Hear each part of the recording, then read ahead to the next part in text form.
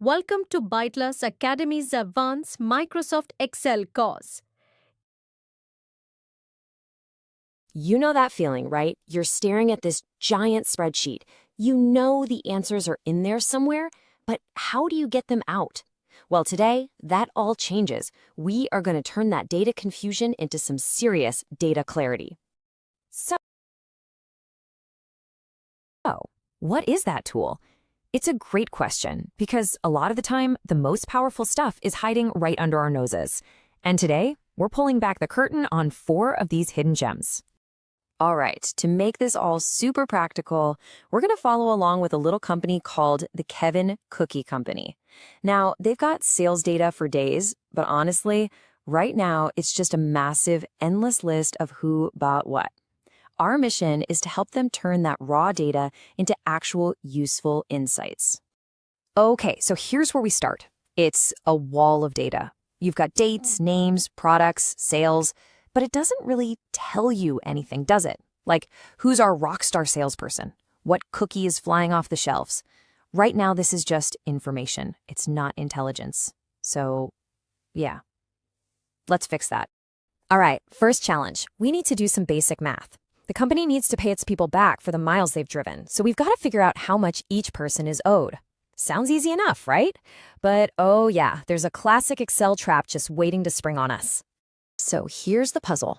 We've got a list of all the miles each employee drove, and over here, we've got the one single reimbursement rate, say 50 cents a mile.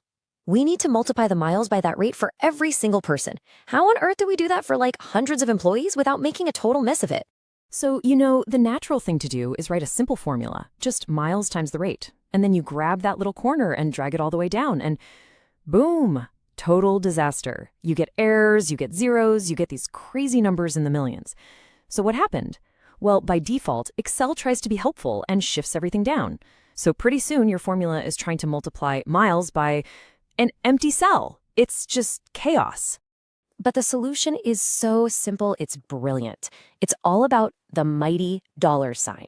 See, when you put $signs around the cell reference for that reimbursement rate, you're basically telling Excel, hey, see this one cell? I don't care where this formula goes, you always come back here. You're locking it in place. It's like putting an anchor on it. And that's the key concept here. It's called an absolute cell reference. It is your way of telling Excel, do not move. Just a couple of keystrokes and you've saved yourself from a huge headache and made sure all your math is pointing to the exact right spot. And that, my friends, is secret number 1. Okay, so our numbers are now correct, which is great. But our data, it's still not complete. We have the sales, but we're missing something important. We don't know the region for each sale. And that info, it's sitting over in a completely different list. It's time to call in the data detective, VLOOKUP. Now, VLOOKUP can sound kind of intimidating, but here's the thing. You already know how to do it. You probably do it a dozen times a day without even realizing it. I love this quote here because it's so true. We are constantly doing VLOOKUPs in our heads. Let me prove it to you.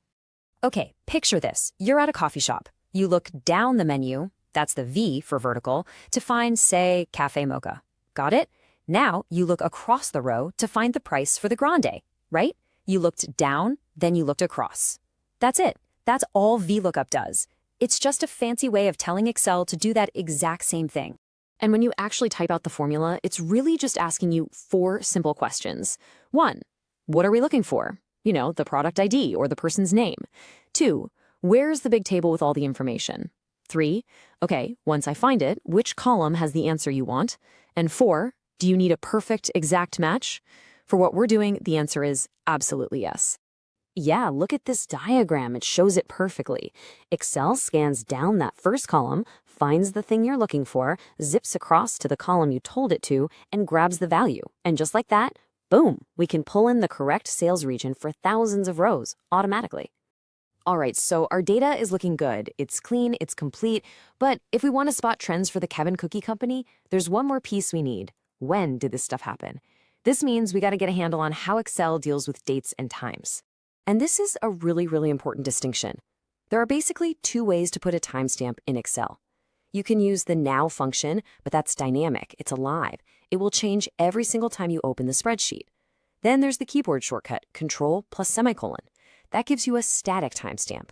It's like taking a photo. It's frozen in that exact moment, a permanent record. So here's the bottom line, and it is so important. If you're building a dashboard that needs to show the live, up-to-the-minute status, then yeah, now is your friend.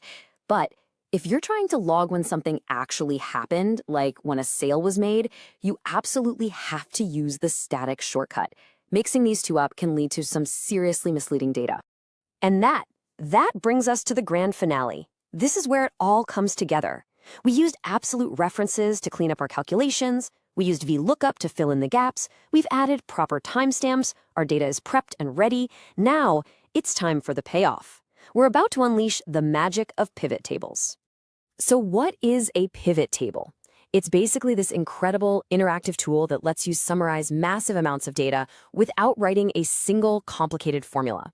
It's almost like having your own personal data analyst sitting right inside Excel just waiting for you to ask it questions. I mean, just look at this transformation. On the left, you've got that scary wall of raw data. And on the right, a beautiful, simple, clean canvas. All that crazy complexity is hidden away, just giving you this perfect space to start asking questions.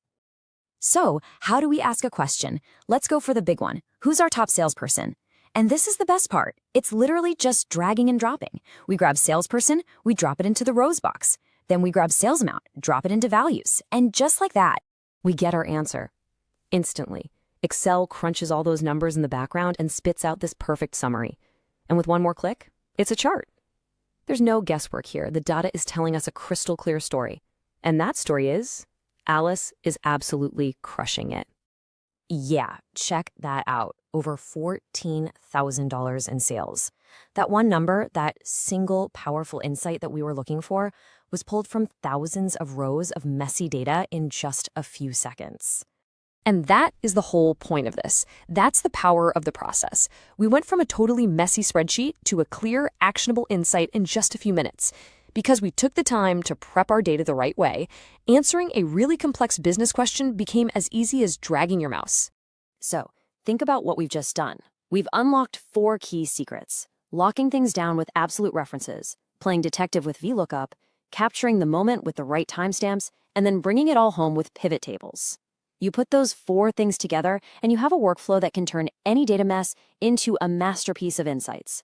So now the only question is, what story is hiding in your data?